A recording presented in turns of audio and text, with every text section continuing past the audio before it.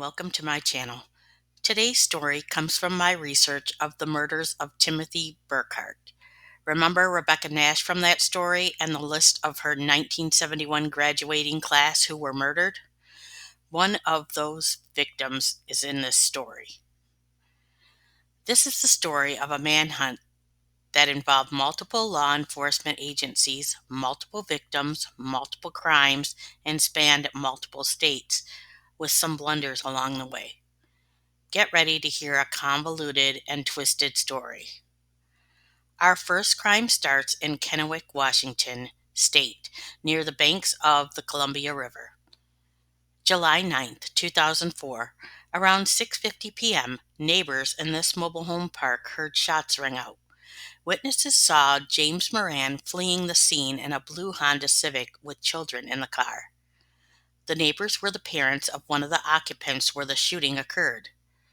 The father entered the home and found 55-year-old Glen Carr on the couch and 49-year-old Debra Carr in the kitchen. Police arrived and pronounced Glen dead at the scene, but Debra was still clinging to life and transported to the hospital where she later died. An Amber Alert was issued for 4 children whose ages ranged from 5 to 10 years old. They were the children of James Moran, who was suspected of killing his in-laws, the Carrs. July 10, 2004. The 4 children were found safe at the mobile home park of James Moran's mother. She called the police when she learned an Amber Alert had been issued. The children were taken into protective custody.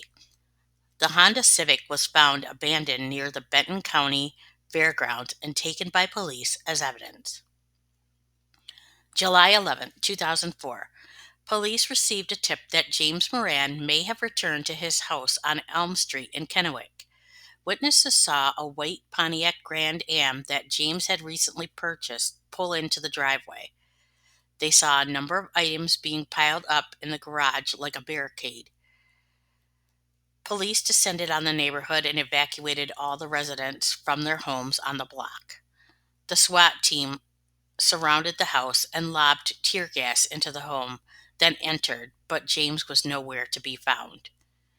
The home was searched for evidence and the Grand Am taken by police as evidence. July 12, 2004. Police appeared on news outlets asking anyone with information on the whereabouts of James Moran to come forward. They asked that no one approach him as he was considered armed and dangerous. James' mother also made a public plea to please turn himself in. James remained in the wind over the next few months. National TV outlets picked up the story. America's Most Wanted, Good Morning America, and Crime Stoppers all ran segments on their shows. Relatives of the Carrs spoke to the circumstances surrounding the murders. James met the Carrs' daughter, Mandy, in high school. They remained a couple and eventually got married, had 4 kids, and had been married for 13 years. James had inherited some property in rural Boone County in Arkansas, which was near the Arkansas-Missouri border. James and Mandy left their 2 sons with relatives of James and 2 daughters with Mandy's parents, the Carrs. They drove to Arkansas to check out the property. While there, they got into a violent fight, and James locked Mandy in a trailer and started making his way back to Washington. Mandy was able to escape and called an uncle who was a long-haul truck driver to come pick her up, and she was also returning to Washington. But any time James called her, she refused to tell him where she was. He threatened multiple times to kill her whole family if she didn't tell him where she was. After returning to Washington, James had shown up at the Carrs several times looking for Mandy. On July 9th, the day of the shooting, he had at least one of his daughters with him. When the shots rang out, Debbie's mother came out of her trailer and saw her 7-year-old granddaughter on the porch.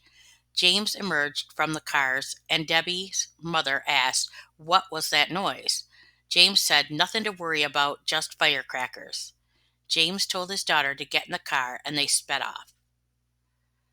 July 20th, 2004, was the funeral of Glen and Debra Carr.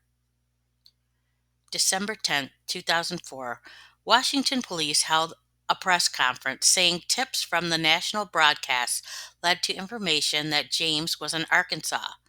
U.S. Marshals were dispatched.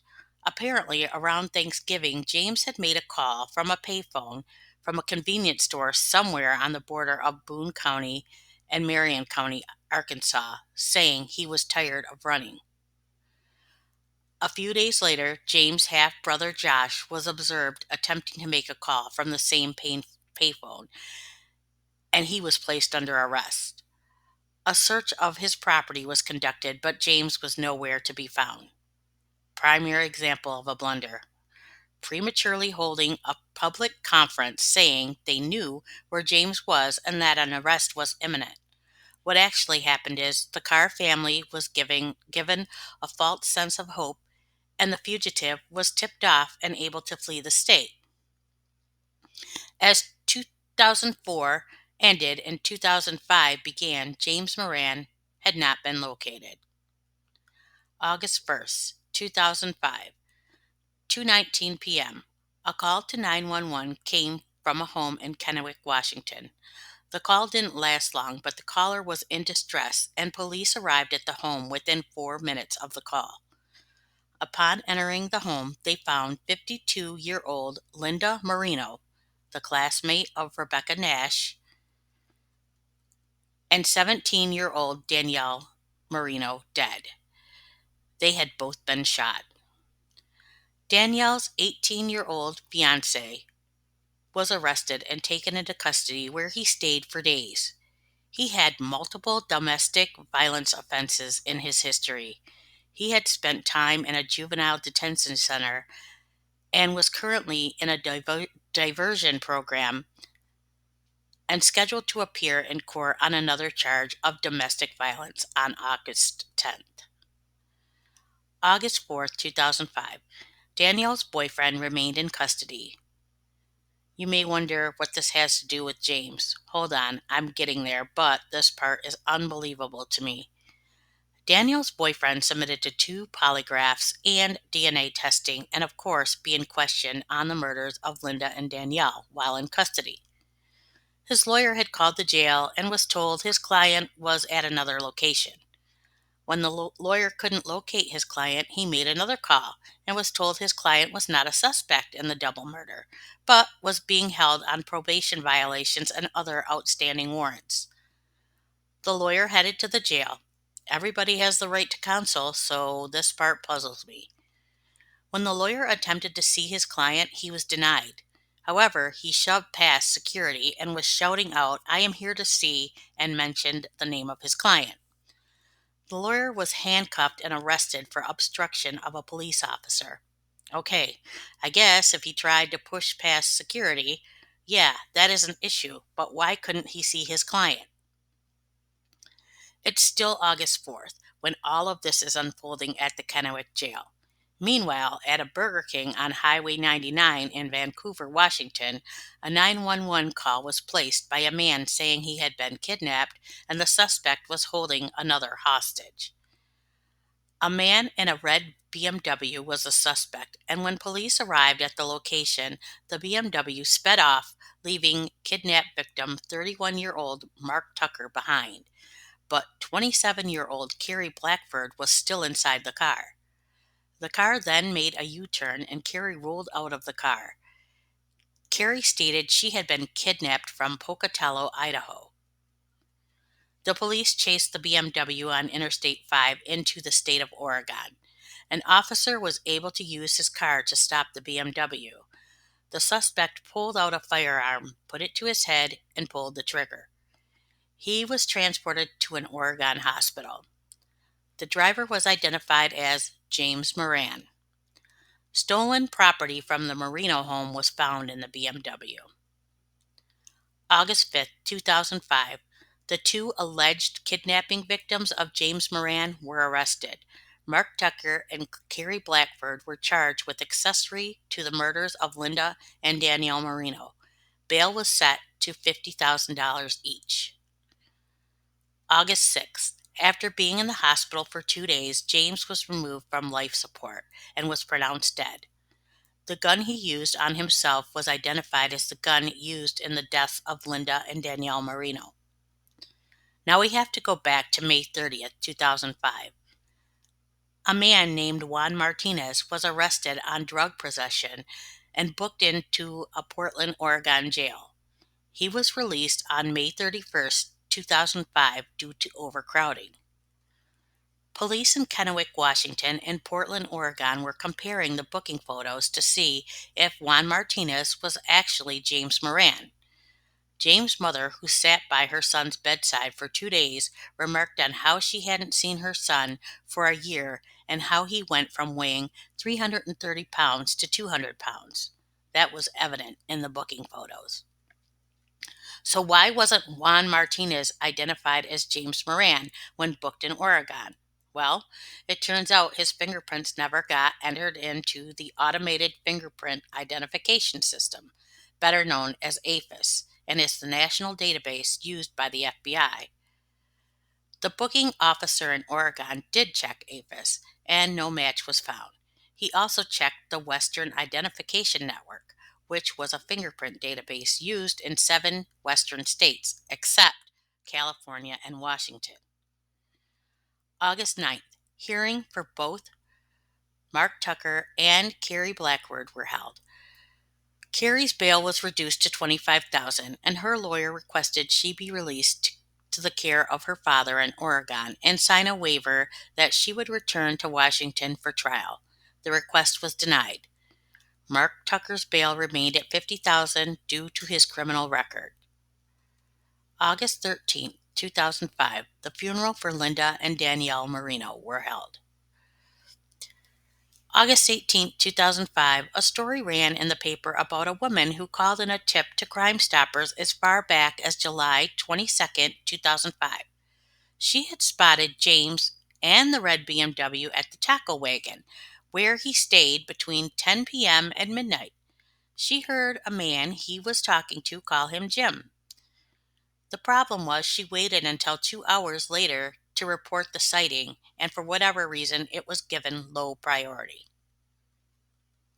August 25th, 2005. The Tri-City Herald newspaper published a story as told to them in a letter written by Mark Tucker. It was vague on the details on how Mark Tucker came to know James, but Mark had been with him for 2 weeks prior to the murder of the Moreno shooting. Mark said he had no idea James was a fugitive. Otherwise, he wouldn't have taken him to his parents' house on Whidbey Island, Washington. He said James asked him to drive him to Kennewick to see his 4 children. Apparently, before or after that, James held Mark and Carrie at gunpoint and forced Mark to drive him to the Moreno home. Mark and Carrie stayed in the car and heard yelling and gunshots. Then James came from the home with blood on his face and Miss Moreno's purse. Mark was the driver, and Carrie helped get rid of the evidence in the purse. Mark said both he and Carrie feared for their lives. August 28th, 2005. Police made a promise that the mix-up involving the fingerprints not being added to AFIS would not happen again. Police said the officer handling the Carr murders added them to the state database and thought it was the same database the FBI uses.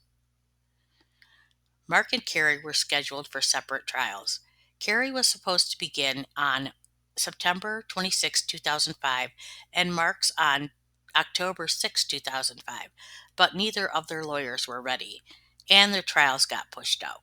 Meanwhile, Mark's bail was reduced to $15,000, then it was removed entirely after prosecutors reviewed the 911 call from the Moreno's residence. Danielle was the one who made the call and said someone is hurting my mother, which implicated only one person. Mark was released from custody on September 29, 2005. His trial was set for late November.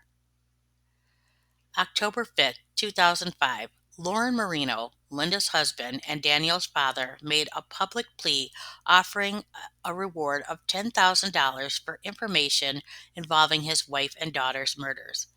He believed someone gave James their address. He didn't believe it was random. Linda's sister and niece were also pictured. November 15th, 2005. Carrie Blackford took an Alford plea, which means she wasn't admitting to guilt, but the prosecutor had enough evidence to convict. She pled guilty to destroying evidence in a murder. On November 23rd, she received a sentence of 6 months. Lauren Moreno was present and addressed Carrie by saying he forgave her, but if she didn't turn her life over to Christ, she would burn in hell. Carrie cried as Mr. Moreno said he had no one to spend his golden years with and wouldn't get to see his daughter graduate. Mark's trial got pushed from November to January 2006 for some reason.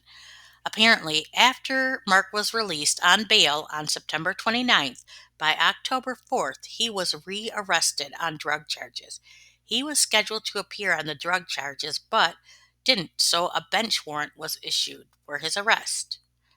Mark was booked into the jail on January 4th, 2006, and his trial for his assistance in the Moreno murder would be delayed once again, this time until August of 2006.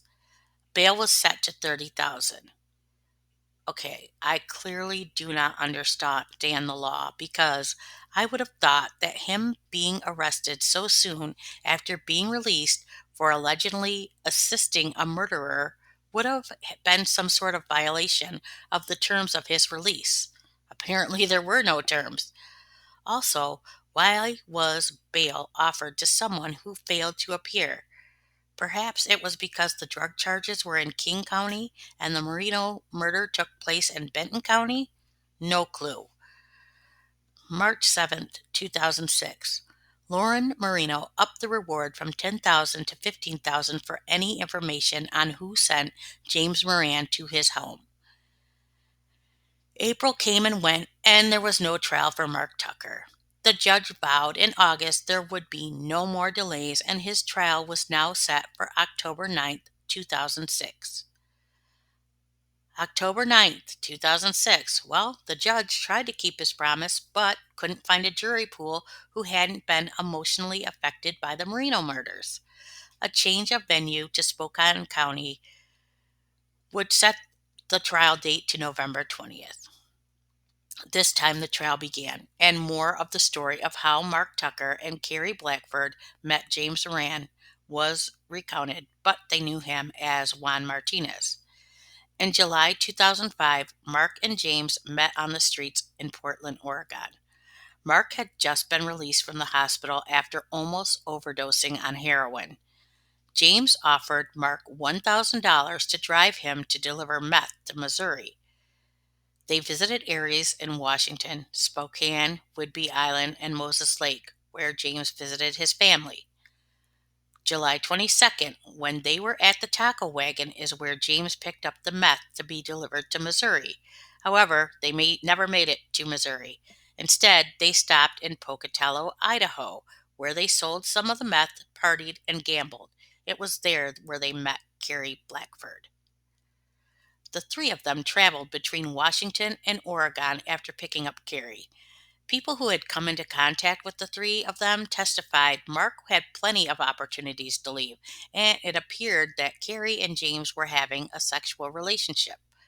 Mark even returned to his home in Vancouver where he lived with his girlfriend.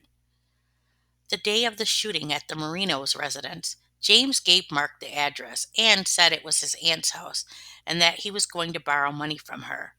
When they heard the shots, saw the purse and blood on James' face, Mark asked him if he hurt anybody, and James said he shot the dog. They got $68 from the purse and spent it on gas, pop, and dope. Lauren Moreno testified the family did not know any of the three involved.